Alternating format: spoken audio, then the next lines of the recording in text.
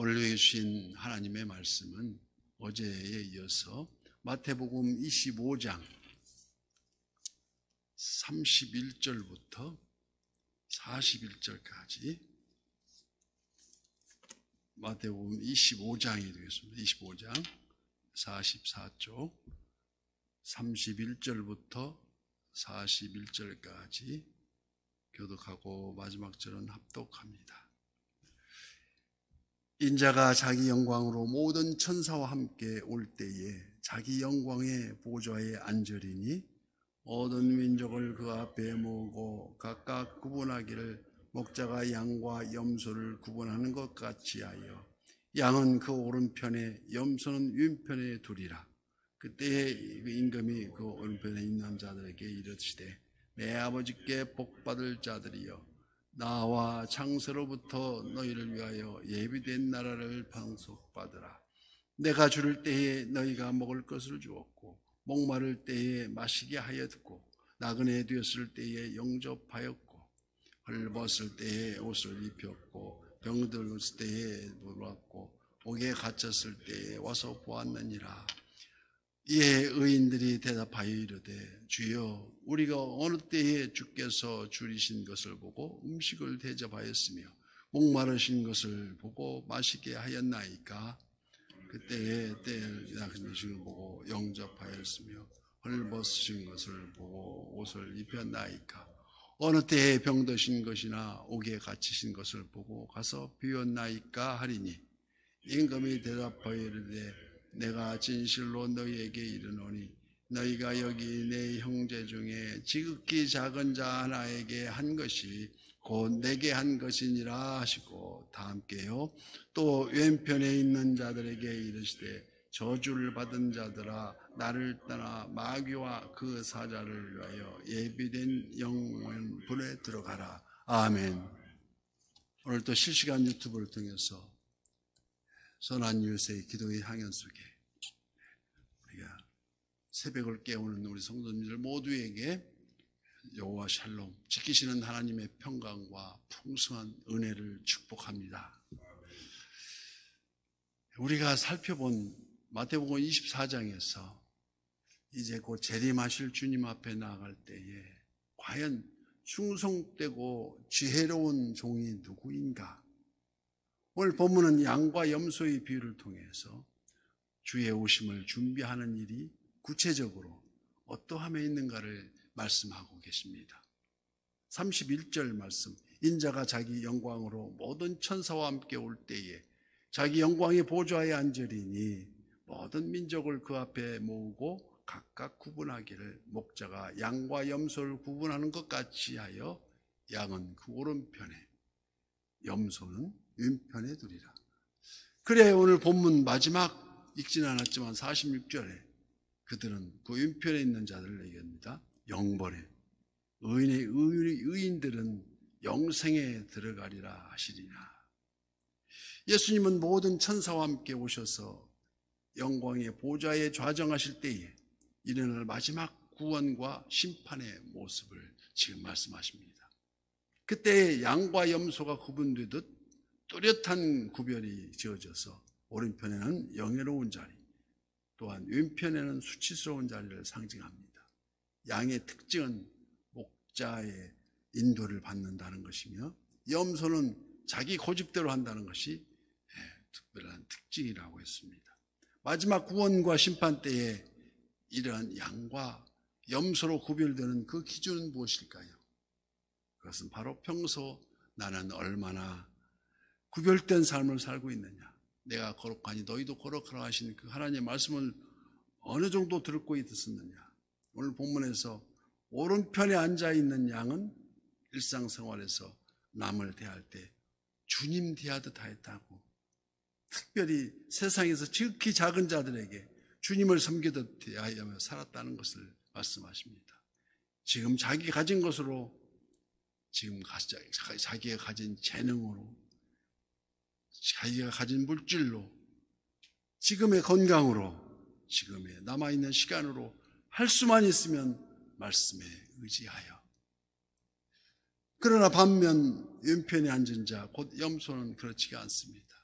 특히 세상에서 지극히 작은 자를 대할 때 그저 그러려니 습관처럼 외면하고 자기가 가진 것 자기만 위해서 사용하고 가진 재능, 물질, 건강 그리고 시간 오직 자기만을 위해서 여백을 가지고 있더라는 것입니다. 여기서 종교인과 신앙인이 구분됩니다.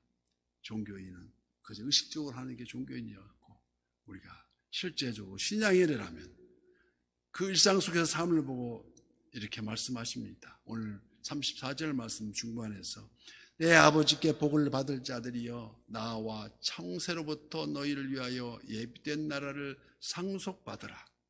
내가 줄 때 너희가 먹을 것을 주었고 목마를 때 마시게 하였고 나그네 되었을 때 영접하였고 헐벗을 때에 옷을 입혔고 병들었을 때에 돌보았고 옥에 갇혔을 때에 와서 보았느니라.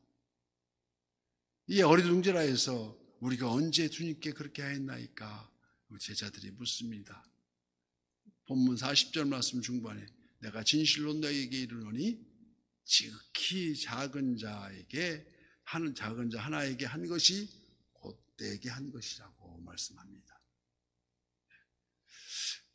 그러나 행함이 없는 믿음을 보시고 41절 말씀 또 왼편에 있는 자들에게 이르시되 저주를 받은 자들아 나를 떠나 마귀와 그 사자들을 위하여 예비된 영원한 불에 들어가라고 호통을 치십니다. 주님은 지극히 작은 자에게 하지 아니한 것이 곧 내게 하지 아니한 것이라고 말씀하십니다.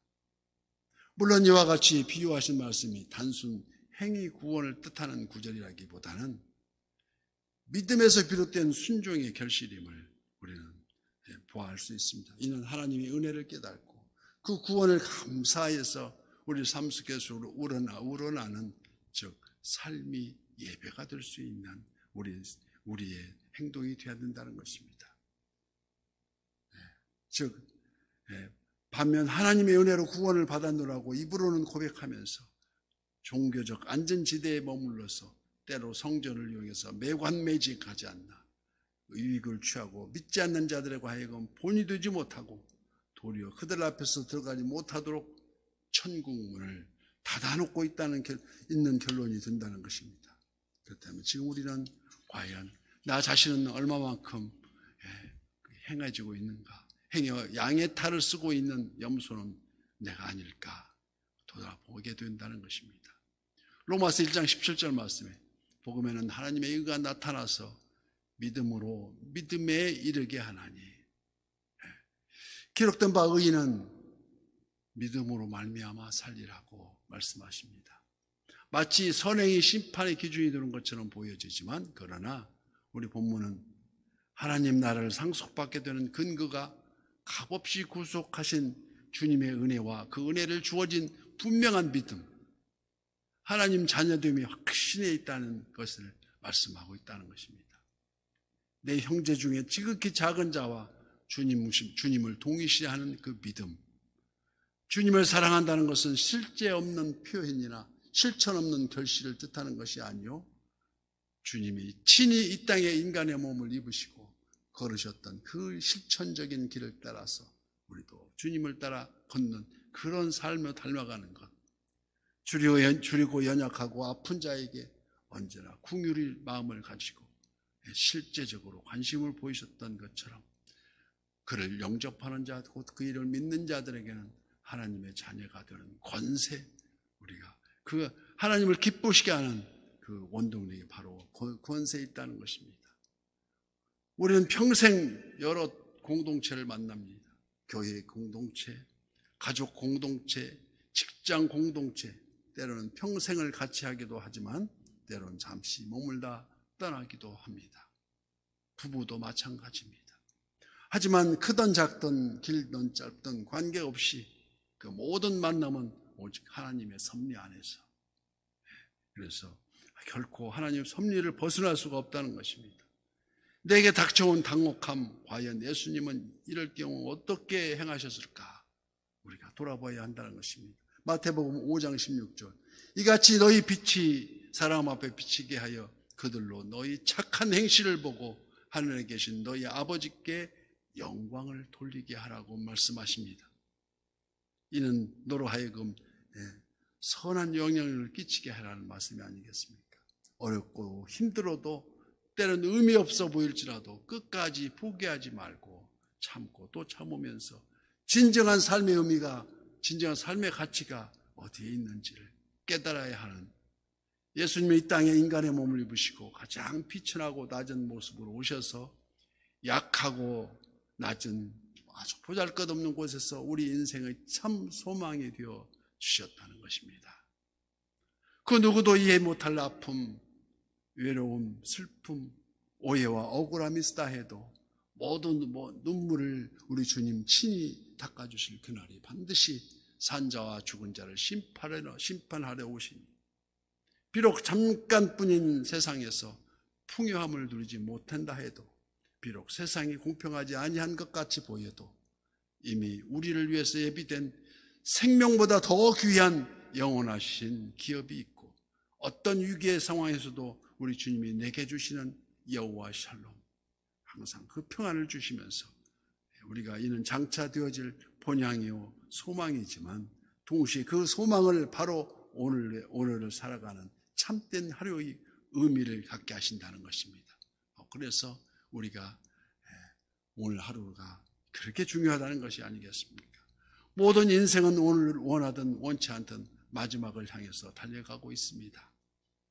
그래서 시편 108편 비파야 수구마 깰지어다 내가 새벽을 깨우리라고 다윗은 말합니다. 매일매일 말씀에 의지해서 은혜의 제단 앞에 오늘도 그 은혜의 감격하여서 오직 진정 하나님은 영이시니 영과 진리로 예배하라 말씀하신 것 같이 우리는 주일날을 그렇게 반가워 기쁨으로 예배하는, 우리는 그 주일을 예배하는 날, 우리 하나님의 영이신 신령과 진리로 드리는 그 예배를 위해서 우리 모든 총력을 기울여서 그 은혜에 감격하고 그 은혜에 감사하는 우리 모든 우리 선한 요새 성도님들 다 되시기를 예수님 이름으로 축복합니다.